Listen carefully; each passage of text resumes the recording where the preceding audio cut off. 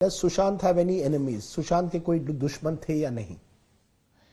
दुश्मन एक्चुअली मैं तो कहूंगी कि संजना सांघवी और रोहिणी अय्यर ने भी उन्हें काफी सताया था। वो एक पब्लिसिस्ट है जो उनकी लाइफ में दोस्त बनकर आई थी।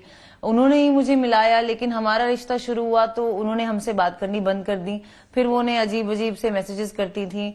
फिर सुशांत को लगता था कि हाँ शायद ये रोहिणी अय्यर और ये me too movement, Sanjana Sanghvi, ये सब कुछ एक नेक्सस का पार्ट हो जिसके पीछे कोई और हो सकता है, लेकिन नहीं बताया उसने मुझे कि कौन हो सकता है। और मैं चाहती हूं कि इन्वेस्टिगेट हो और ये बात पता चले।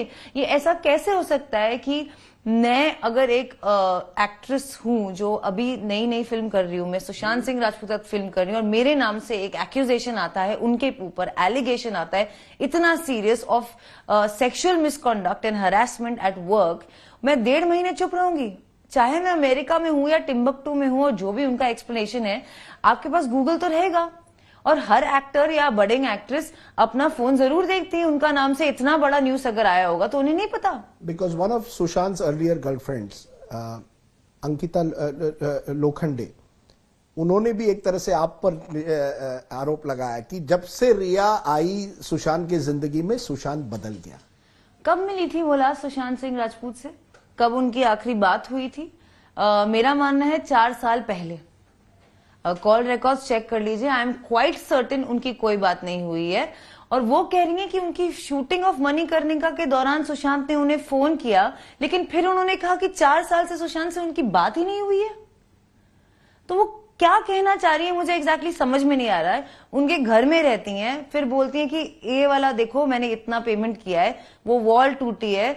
और अगर लोग बोलते हैं कि मैं सुशांत के फाइनेंशियल कंट्रोल कर रही थी, तो सबसे पहले तो मैं ये रोकती। सीबीआई ने 6 दिन से लगातार पूछताछ की है। सुशांत के कई जो घर में मौजूद है, सर्वेंट जो है, कुक है, पिठानी जो है, जो लगता है उनके बड़े नजदीक हुआ करता था, नजदीक था ना जी। ये लोग सीबीआई को बयान दे रहे हैं, लगातार दे रहे हैं। आपने इन सब से बात की है? क्योंकि वो उस समय थे जब सुशांत ने आत्महत्या, अलेजेडली आत्महत्या की। उन्होंने आपसे क्या कहा इतने दिनों में कि आत्महत्या थी? जब उन पर, जब आपने क्या कभी उनको पूछा do they also suspect foul play, या उनको भी लगता है कि आत्महत्या हुई है? एक्चुअली मेरी सिर्फ एक ही बार सिद्धार्थ पिठानी से बात हुई, वो भी ये होने के 14 जून से 1 महीने बाद ऑलमोस्ट, ये एफआईआर के करीब। मैं जानबूझ के किसी से बात नहीं कर रही थी ताकि ऐसा आज जैसा दिन आए तो कोई ये ना कहे कि मैंने किसी को कुछ बोला कुछ करने के लिए। तो मैं उस घर में किसी से कांटेक्ट में नहीं थी।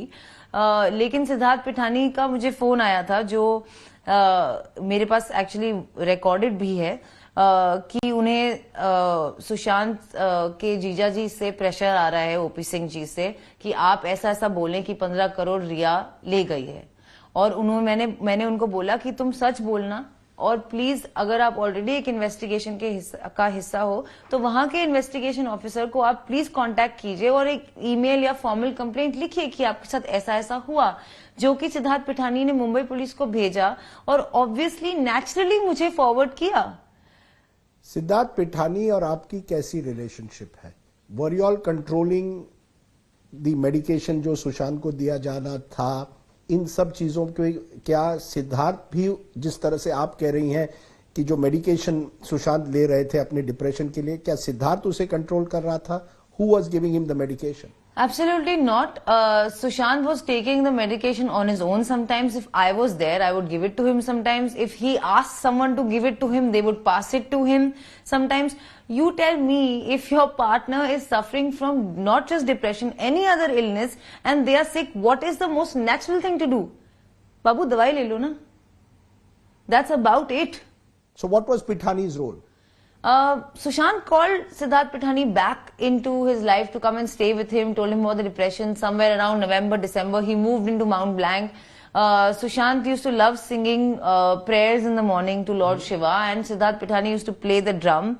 Other than that, Siddharth Pithani is a videographer, so Sushant would like him to shoot certain images for him and videos for him and plan with him, and he was one of the people he actually loved. And we call him Buddha. There would probably be a reason why we call him Buddha. He is now being called a mastermind criminal. He's a sweet, simple boy from Hyderabad who's absolutely just normal.